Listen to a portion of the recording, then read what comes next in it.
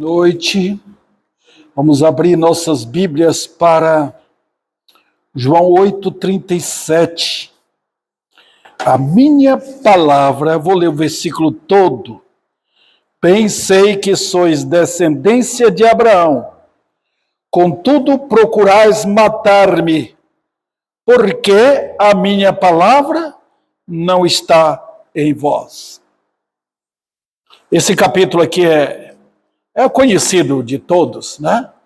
Todos crentes que estão bem entrosados com o livro de João, que amam esse livro, vocês vão lembrar bem do episódio ocorrido nesse capítulo aqui. E é muito importante conhecer.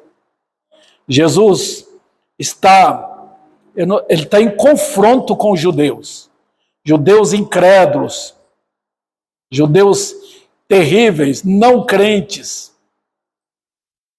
E ele confronta aqui. Jesus não tinha medo da morte. Jesus não tinha medo de falar da verdade. Ele amava as pessoas, e porque ele amava, é que ele falava a verdade. Ele fazia o bem em todos os aspectos, tanto naquilo que os homens precisavam fisicamente, tanto quanto espiritualmente. E aqui, neste versículo, ele fala o que com eles? Eu sei que sois descendência de Abraão. Os judeus sempre achavam que, por serem eles descendentes físicos de Abraão, automaticamente eles já eram herdeiros do paraíso no céu. Era o pensamento deles. É igual alguém que é filho de um crente e acha que por ser filho de um crente já tem um lugar no céu, né? Tudo engano, irmãos. Mas vamos examinar aqui o que ele diz aqui. Ele diz, procurais matar-me. Por quê? Qual a razão? Que a minha palavra não está em vós. Impressionante, né? Vamos tirar a lição aqui para nós? Por que aqueles homens queriam matar Jesus? Porque a palavra de Deus não estava neles. Lembra que a Bíblia fala, guarda no coração.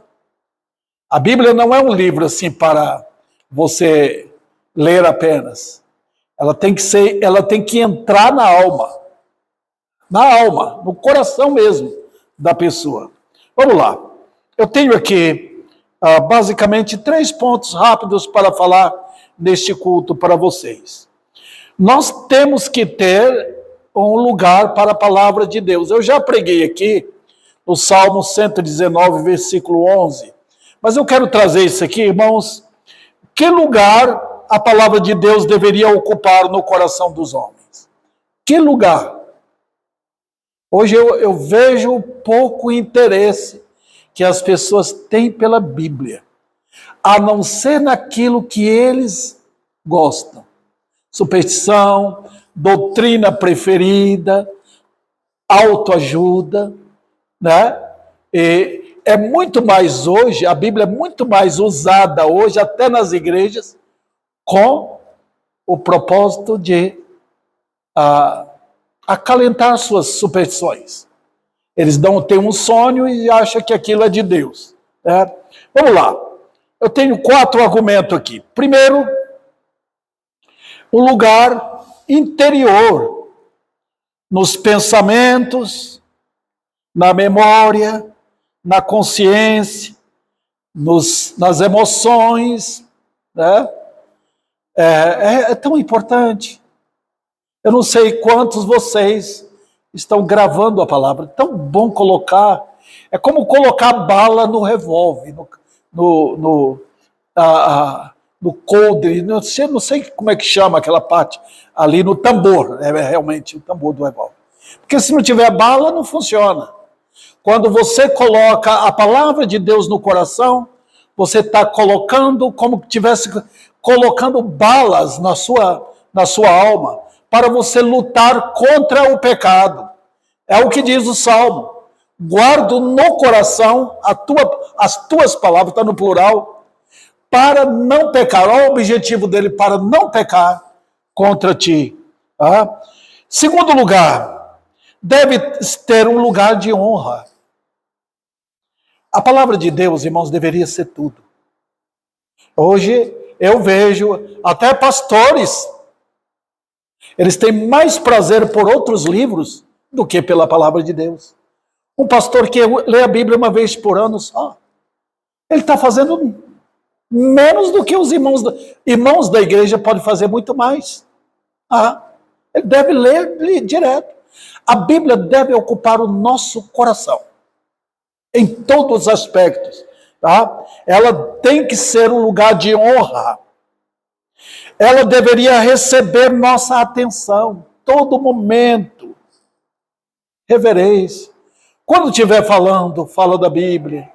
Quando estiver saudando, sauda com a Bíblia.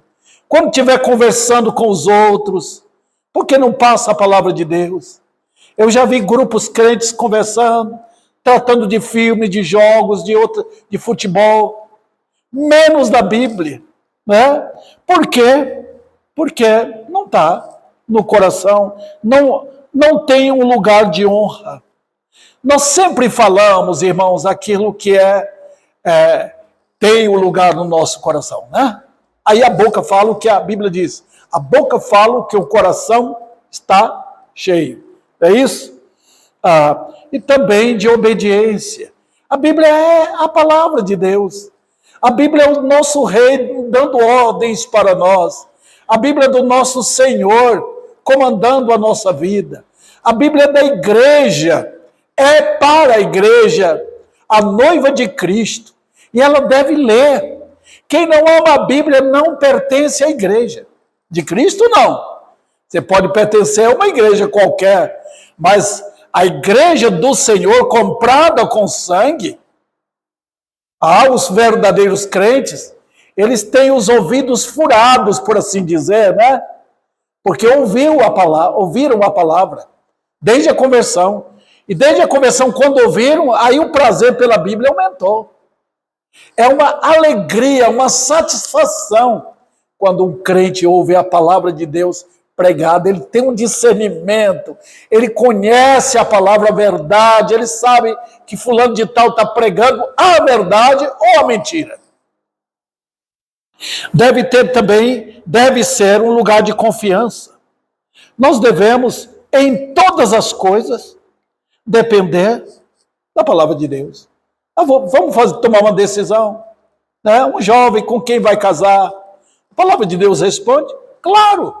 Decisão para isso, decisão de fazer o quê?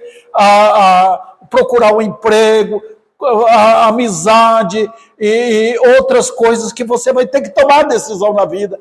Aí a palavra de Deus entra em vigor, entra em ação na nossa vida. Nós também precisamos da palavra de Deus por causa das promessas. Quantas aflições vêm e nós não descansamos nas doces promessas de um Deus que cuida, que nos sustenta, que nos ensina, que promete guardar, nos proteger do mal, livrar-nos dos perigos, das tentações. A palavra de Deus também nos ensina como reconhecer o que é de Deus e o que não é. Quando Paulo falou para a igreja de Filipos, ele falou para os irmãos, ele orava para os crentes terem discernimento, para saber o que é de Deus e o que não é. Né? Visto que nosso Deus não erra, não, ele nunca errou. Quem erra somos nós. Então, quando confiamos na palavra, nós estamos seguros, irmãos. Custe o que custar. Né? Ele não mente também. Nós não estamos lidando com um Deus infiel. Ele é fiel, sempre foi. Ele é fiel, ele foi fiel para nós quando nós éramos incrédulos. Lembra? Ele nos guardou, nos deu uma família, nos deu sustento, cuidou de nós, nos livrou da morte, até o dia da nossa salvação. Não foi assim? E agora que somos crentes em Cristo, porque ainda não podemos confiar muito mais, incessantemente, no nosso Deus, que jamais pode mentir. Ele é fiel. queridos irmãos, também ele é imutável. Olha quanto a Bíblia fala, o Deus que não muda, né? Lembra quando Samuel falou para Saul, o Deus, nosso Deus não muda, não mente, não se arrepende. Esse é o nosso Deus. Que divindade nós temos, irmãos. Que divindade. Nós não olhamos em vão para Deus. Nós não temos uma fé morta. Nós não olhamos no vácuo, tentando ver se vai dar sorte. Nós pisamos em terrenos sólidos. Terreno sólido quando andamos na palavra de Deus. Ali estamos certos de que estamos fazendo o que devemos fazer. Qualquer decisão. Eu vejo homens crentes hoje indecisos, mulheres também. E por quê? Porque não se firmam na verdade. Hoje nós estamos vivendo no mundo, queridos, um mundo indeciso. Cada um faz o que quer, mas na vida cristã não. Nós temos um guia, um líder na nossa vida, e ele é definido, ele transmite a nós, ele não se escondeu, ele não age como o diabo, como os demônios agem, se escondendo nas trevas, se disfarçando, proclamando as suas mentiras através de falsos mestres. Nosso Senhor é plena luz, ele brilha para nós o caminho. Eu te indicarei o caminho que deve seguir, conforme ele diz no Salmo 32. Também a Bíblia deve ter um lugar de amor, né? Deveria ser prezada por nós, acima da palavra de Deus, acima da nossa comida, digo. Por que não buscamos primeiramente a palavra de Deus na vida? Por que não? Olha como Deus ensinou Israel. Ele permitiu, pegou aquele povo, colocou na mão dele, conduziu pelo deserto, mostrou para ele que ele é o Deus que opera maravilhas, que ele sustenta, que não há dificuldade para Deus, não existe impossíveis para Deus nas promessas dele. O que ele não prometeu, ele não vai fazer, mas nas promessas dele, ele diz que é impossível. Ele é o Deus do impossível, ele faz tudo. Então ele guiou Israel rachando a rocha e saindo água como um rio pelo deserto. Então aquela multidão de israelitas podia beber à vontade. Eles queixavam porque eles eram infiéis, eles eram incrédulos, vendo Deus fazendo o que ele fazia, eles ainda eram incrédulos. Mas como conduziu o povo? Como deu o alimento certo até chegar a terra prometida? Várias passagens na Bíblia falam da fidelidade desse Deus. O Salmo 78, o Salmo 106, o povo vendo o que Deus fazia e ainda incrédulo. Olha a bondade, a fidelidade de Deus. Pode olhar para você, eu olho para mim, eu estou com 71 anos. Deus faltou? Nunca faltou, nunca. Aprendi, através das lutas, a viver em qualquer situação, né? Ele nos ensina isso. Ele nunca falha, irmãos. Quem falha é a gente fica com medo.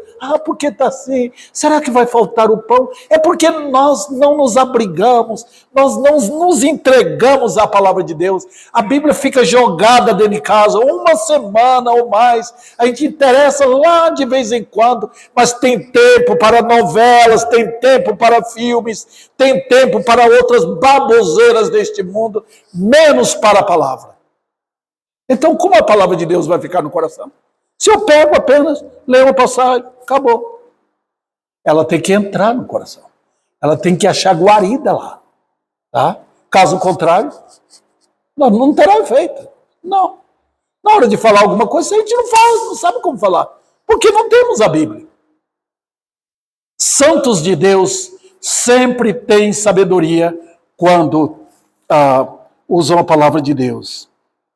Ok? Por que ela não está em muitos homens? Por quê? Por que não está em muitos? Por quê?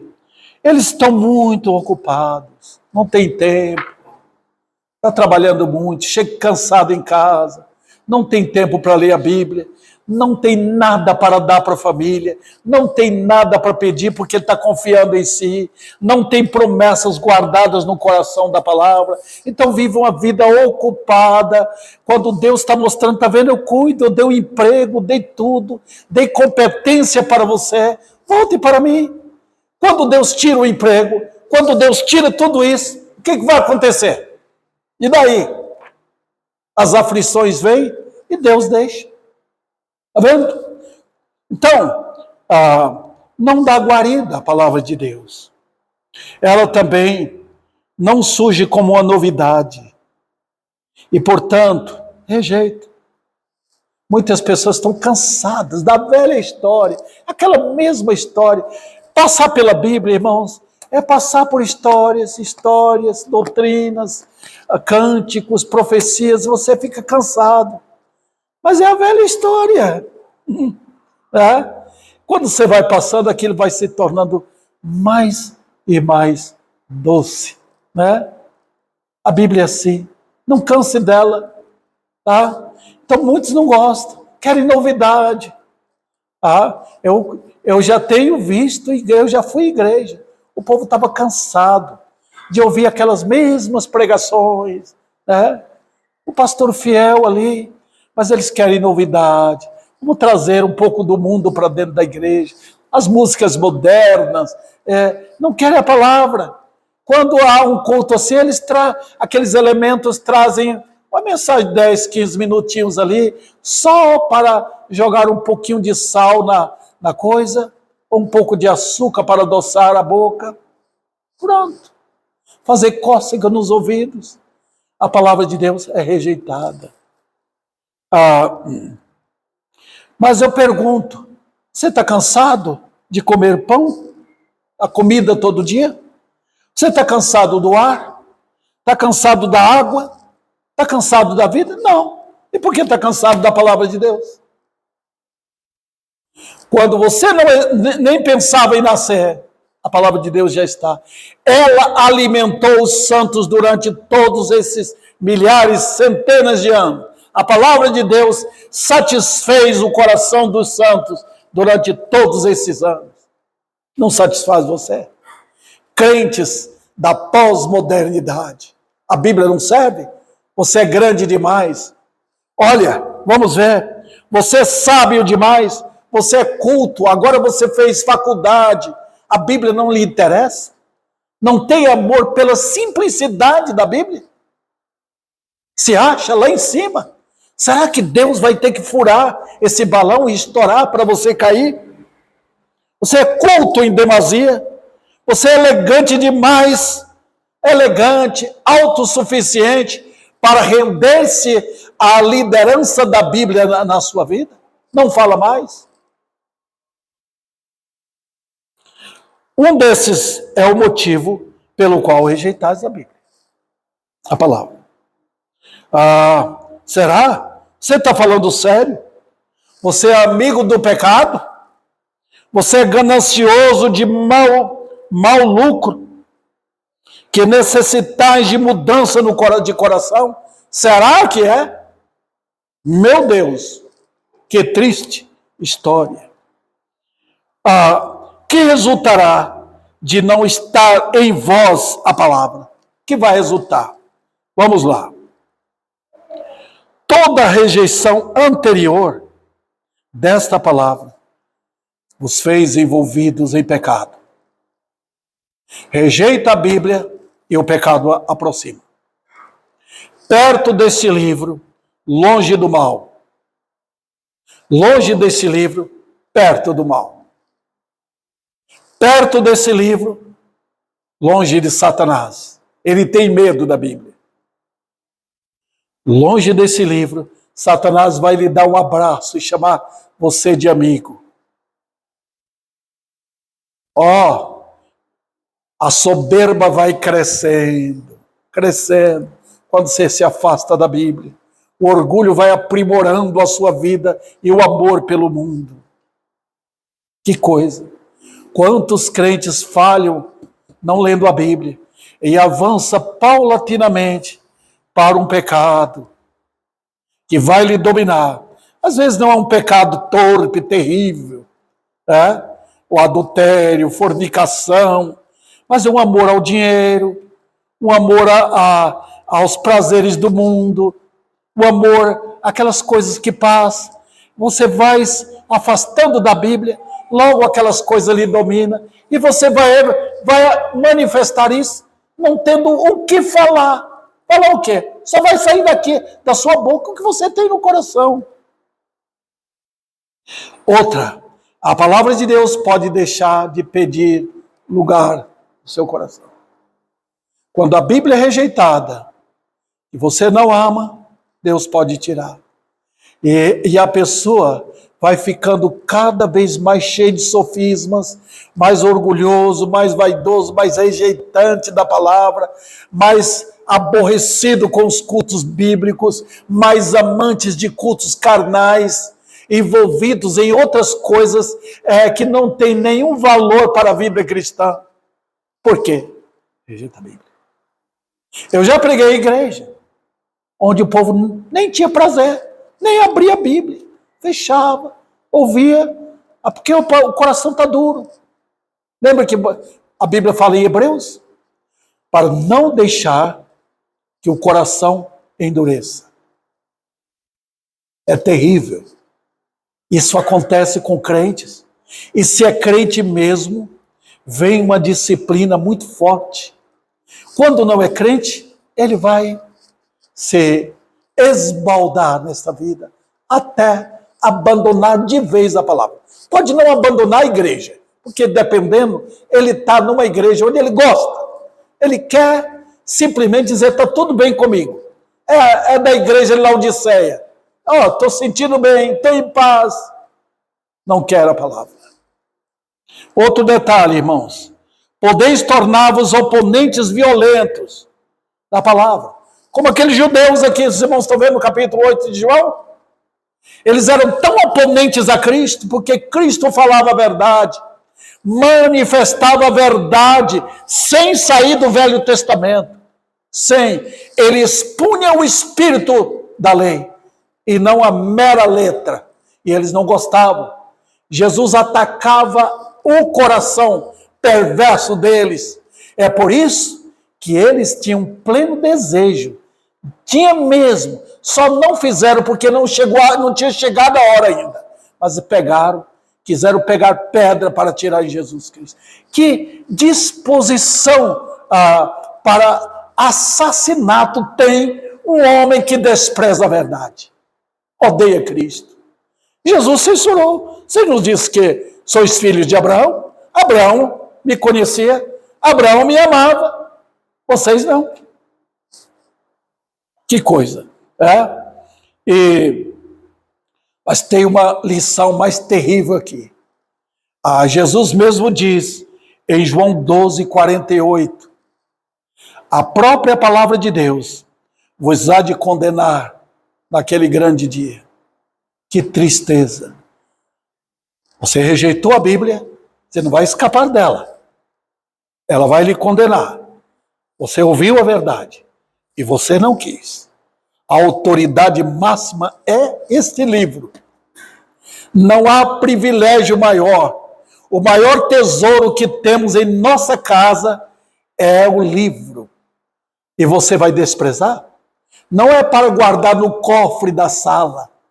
É para guardar o livro de Deus no coração. Esse é o maior tesouro que tem para a sua vida como homem crente, como mulher crente, como jovem crente, como uma criança que precisa aprender desde pequenininho da palavra de Deus.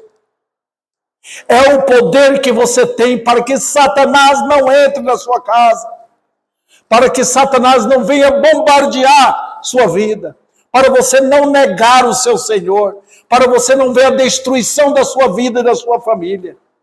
A palavra de Deus é maravilhosa. Oh, quão terrível é quando um homem abandona a palavra de Deus. E sabe qual é o motivo? Finalizando, porque muitos rejeitam a palavra, é porque a palavra está contra eles. A verdade está contra eles. Essa é a razão que o diabo odeia a Bíblia. É porque a Bíblia vem e ataca, atinge em cheio o pai da mentira. É com a verdade. Conhecereis a verdade e a verdade vos libertará. Por que muitos não querem se converter? Porque a Bíblia mostra o caminho certo, o caminho para a cruz. E depois da cruz, depois de convertido, o caminho rumo ao céu. Esse é o caminho que nós tomamos. Que o Senhor venha tomar este ensino aqui, do nosso Senhor, aos nossos corações.